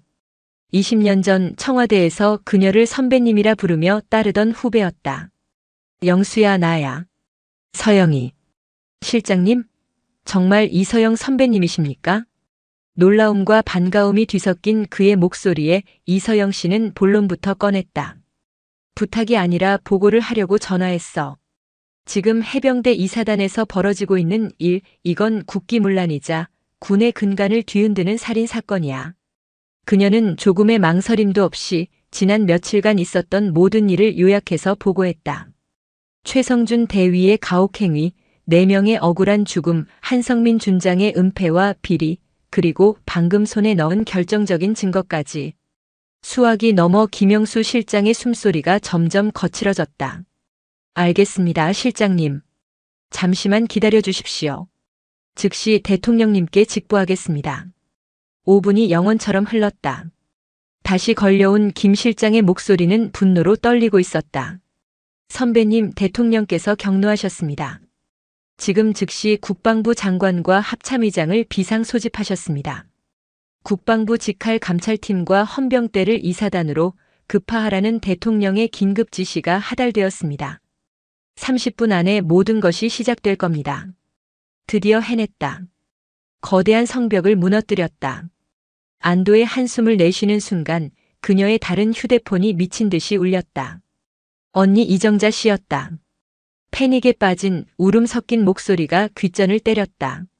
서영아, 현우가 없어졌어. 방에 쪽지를 남기고 부대로 간다고. 이서영 씨의 심장이 바닥으로 곤두박질 쳤다. 책상 위에는 현우가 꾹꾹 눌러 쓴 짧은 편지가 놓여 있었다. 이모들 죄송해요. 저 하나 때문에 더 이상 이모들이 힘들어하는 거 못 보겠어요. 저는 군인입니다. 군인은 부대로 돌아가야 합니다. 저 때문에 더는 아파하지 마세요. 사랑해요. 그 순간 현우에게서 문자 한 통이 도착했다. 이모 미안해요. 그리고 고마웠어요. 마치 유서처럼 느껴지는 메시지였다. 이서영 씨는 비명을 지르며 다시 봉고차에 시동을 걸었다. 목적지는 김포 해병대 이사단. 악마의 소굴로 제 발로 걸어 들어간 조카를 구해야 했다. 자정이 막 지난 시각 해병대 이사단 정문 앞. 그곳에는 믿을 수 없는 광경이 펼쳐지고 있었다. 김현우 일병이 흙바닥에 무릎을 꿇고 있었다. 그의 앞에는 최성준 대위가 팔짱을 낀 채 승리자의 미소를 지으며 서 있었다.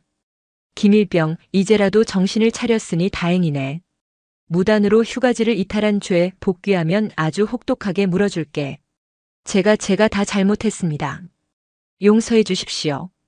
현우는 부대로 돌아와 용서를 빌면 이모들에게 향하는 모든 위협이 끝날 것이라 믿었던 것이다. 현우야. 봉고차에서 뛰쳐나온 이서영 씨가 절규하며 달려갔다. 현우는 눈물 범벅이 된 얼굴로 그녀를 보며 외쳤다. 이모 오지 마세요. 제발 그냥 돌아가세요. 최성준 대위는 이서영 씨를 보고는 비웃음을 터뜨렸다. 아, 그 유명한 기생충 이모님이시네. 똥차 끌고 여기까지 또 행차하셨어? 이서영 씨는 최 대위의 눈을 똑바로 쏘아보며 차갑게 말했다. 최성준 대위. 당신 아버지 최영진 씨 잘 계신가? 최 대위의 얼굴에서 웃음기가 싹 가셨다. 내가 그걸 어떻게 해? 내가 보냈으니까. 20년 전 국방부 조달 비리 사건. 당신 아버지를 감옥으로 보낸 사람이 바로 나야. 최 대위의 얼굴이 하얗게 질리는 순간 뒤에서 중저음의 목소리가 들려왔다. 이게 무슨 소란이야? 한성민 준장이었다. 그는 뒷짐을 진 채 천천히 걸어 나왔다. 그는 이서영 씨를 보더니 차갑게 웃었다. 이서영 전 청와대 행정관. 오랜만이군.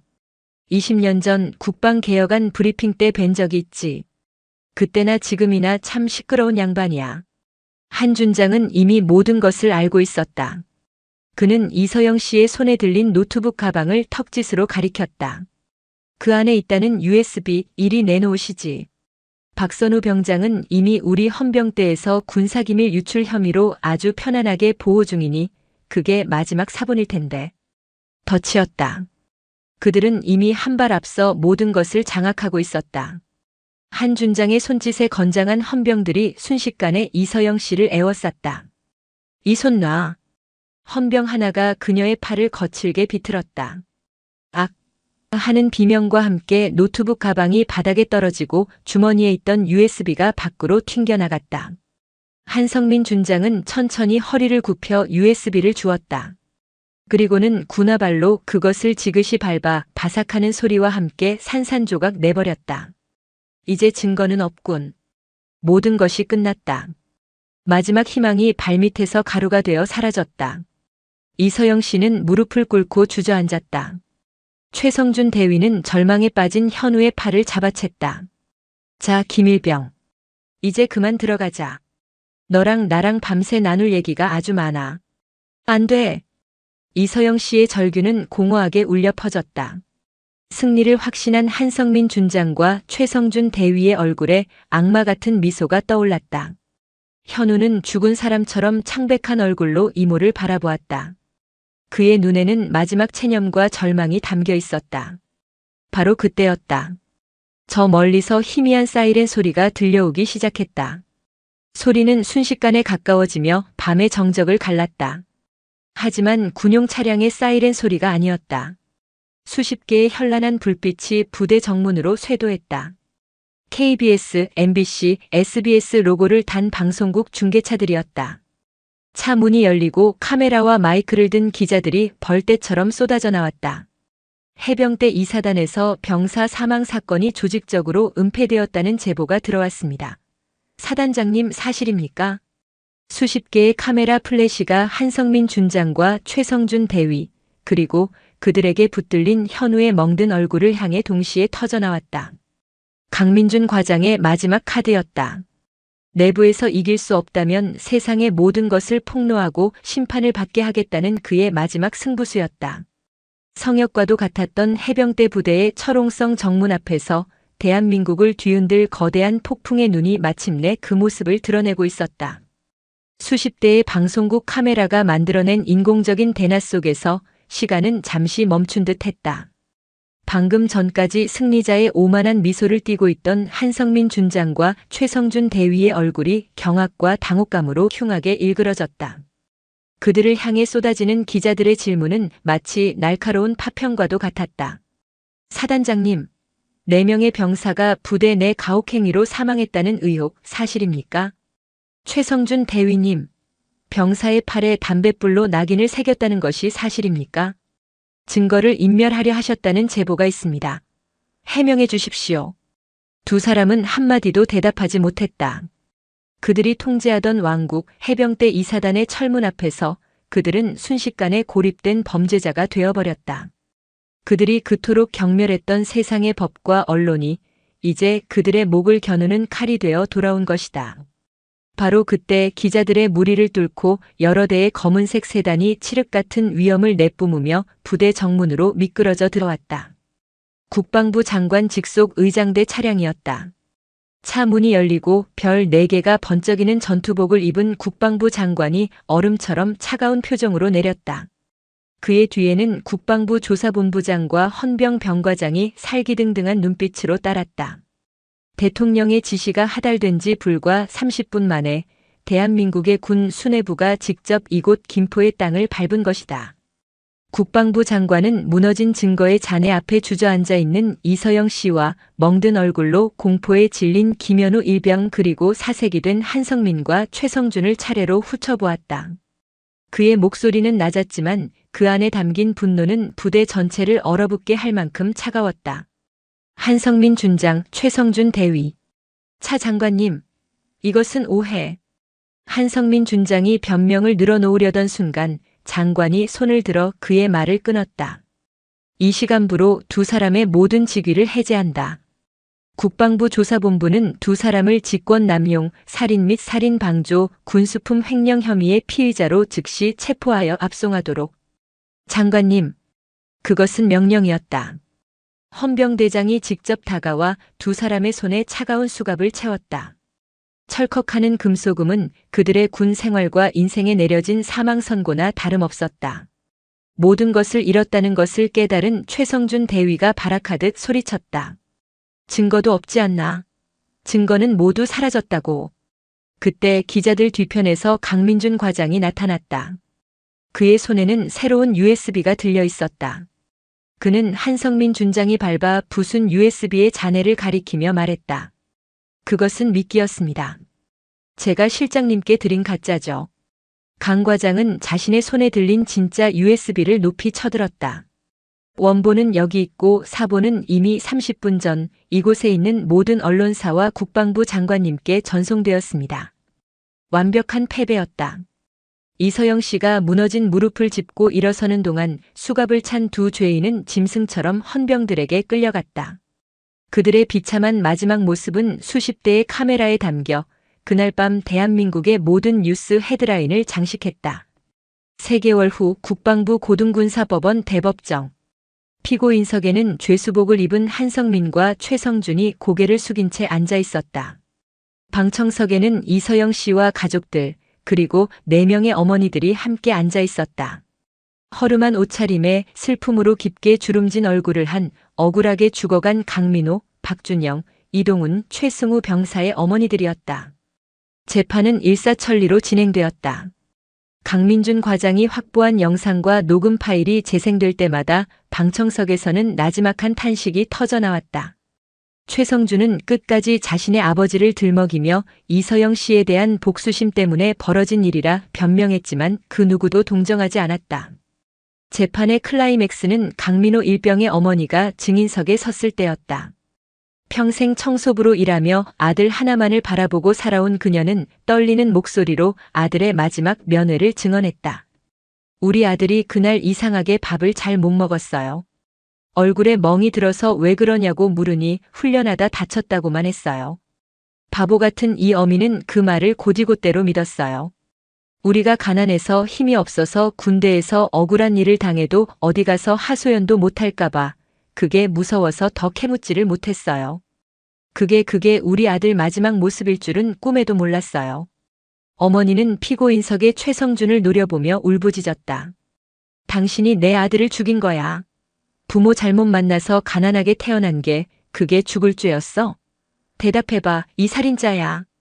어머니의 절규는 법정 안의 모든 사람의 심장을 후벼 팠다. 다른 어머니들도 자리에서 일어나 함께 울기 시작했다. 그것은 단순히 4명의 어머니가 흘리는 눈물이 아니었다. 이 땅에서 힘없고 가난하다는 이유로 억압받아온 모든 이들의 피눈물이었다. 최후 변론의 기회가 이서영 씨에게 주어졌다. 그녀는 천천히 자리에서 일어났다. 재판장님, 저는 오늘 이 자리에 복수를 위해 서지 않았습니다. 저는 묻고 싶습니다. 왜 힘없는 사람의 아들은 군대에서 죽어나가야만 합니까? 왜 권력이 있어야만 억울함을 풀 수 있는 겁니까? 제 조카는 운이 좋았습니다. 20년 전 제가 가졌던 작은 힘과 인맥 덕분에 살아남았습니다. 하지만 이것은 정상이 아닙니다. 이 재판이 다시는 이 땅에 억울하게 죽어가는 아들이 나오지 않도록 하는 역사의 이정표가 되기를 바랍니다. 저 악마들에게 법이 허용하는 가장 엄중한 처벌을 내려주십시오. 마침내 최종 판결의 시간이 다가왔다.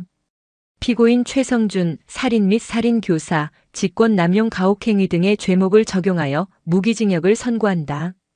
피고인 한성민, 범죄 은닉 및 직권남용, 8억 3천만 원 상당의 군수품 횡령 혐의로 징역 20년을 선고하고 군인연금을 전액 몰수한다. 재판장의 망치가 내려치는 순간 두 죄수는 법정에 그대로 주저앉았다. 어머니들은 서로를 부둥켜 안고 한참을 울었다. 그것은 슬픔과 회한 그리고 아주 작은 안도가 뒤섞인 눈물이었다. 1년 후 많은 것이 변했다. 대한민국 국회에서는 일명 김현우법이 통과되었다. 군 내부의 인권 침해 사건을 외부 독립기구가 직접 조사할 수 있도록 하는 혁신적인 법안이었다. 해병대 이사단은 부대 전체가 개편되었고 병사들의 인권을 최우선으로 하는 새로운 지휘부가 들어섰다. 김현우 일병은 의병 제대 후 심리치료를 받고 건강을 되찾았다. 그는 대학에 복학하여 사회복지학을 전공하기 시작했다. 자신처럼 고통받는 사람들을 돕는 것이 그의 새로운 꿈이 되었다. 내부 고발자였던 박선우 병장은 용감한 군인상을 받고 명예롭게 전역하여 현우와 함께 군 인권시민단체에서 일하게 되었다. 이서영 씨는 청와대나 국회로 돌아가지 않았다. 그녀는 자신의 작은 슈퍼마켓을 지켰다. 하지만 그녀에게는 새로운 가족이 생겼다. 그녀는 강민호, 박준영, 이동훈, 최승우 병사의 어머니들과 함께 작은 비영리 단체를 만들었다. 군 복무 중 어려움을 겪는 병사들과 그 가족들을 돕는 단체였다. 단체의 이름은 어머니의 봉고차였다. 한때는 가난과 수치의 상징이었던 낡은 봉고차는 이제 아들을 지키기 위해 어디든 달려가는 어머니들의 연대와 사랑의 상징이 되었다. 어느 따뜻한 봄날 이서영 씨는 슈퍼 계산대에 앉아 TV 뉴스를 보고 있었다. 어머니의 봉고차 회원들이 또 다른 부대를 방문하여 가혹행위 피해를 본 병사를 구출해냈다는 소식이었다. 화면 속에는 환하게 웃는 현우와 씩씩하게 인터뷰하는 강민호 일병의 어머니 모습이 보였다. 이서영 씨는 조용히 미소 지었다. 그녀는 계산대 옆 벽에 걸린 낡은 사진 한 장을 바라보았다. 1년 전 5명의 어머니들과 현우, 박선우 병장이 낡은 봉고차 앞에서 함께 찍은 사진이었다. 모두가 눈물을 닦고 처음으로 활짝 웃었던 날이었다. 진정한 힘은 권력이나 명예, 대통령 직통 전화에서 나오는 것이 아니었다. 가난해도 낡은 차를 타도 서로를 지키려는 사랑과 연대. 그것이야말로 세상을 바꾸는 가장 위대한 힘이라는 것을 그녀는 이제야 깨달았다. 슈퍼마켓 문 위에서 딸랑하고 종이 울렸다. 그녀는 어서 오세요 하고 밝게 인사했다. 그녀의 진짜 인생은 이제부터 시작이었다.